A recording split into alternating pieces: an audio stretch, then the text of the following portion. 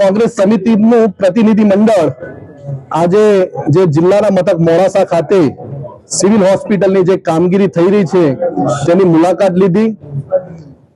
હું આ લોકોને જણાવવા માંગુ છું કે અરવલ્લી જિલ્લાની સિવિલ 13/7/2022 ના રોજ વર્ક ઓર્ડર આપ્યો અને એ કામગીરી માત્ર 1.5 મહિનાના સમયગાળા 1.5 વર્ષની અંદર પૂર્ણ કરવાની હતી।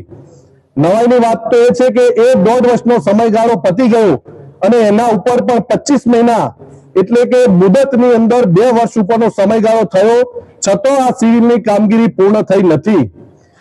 અગાઉ પણ જ્યારે આ સિવિલ મંજૂર થઈ ત્યારે પણ જમીનના અભાવે 2-3 વર્ષ એમને બહાર કાઢી દેવામાં આવ્યા હતા।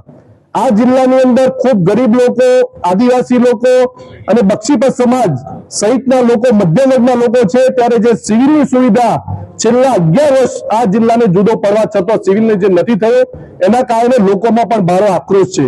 આજે પણ જ્યારે અમે મુલાકાત કરી ત્યારે અમને એવું કહેવામાં આવ્યું કે હજુ પણ 1-8 મહિનાનો સમયગાળો લાગશે। ત્યારે અમે સરકારના વહીવટી તંત્રને જણાવવા માંગીએ છીએ કે આ સિવિલ હોસ્પિટલ તમે ઝડપથી કામગીરી પૂર્ણ કરાવો। વારંવાર તમે જે દિવસો વિલંબ કરી અને જે લોકોના જિલ્લાને જે સિવિલનો લાભ મળવો જોઈએ લાભ મળતો નથી એના કારણે લોકોમાં પણ ભારે આક્રોશ છે।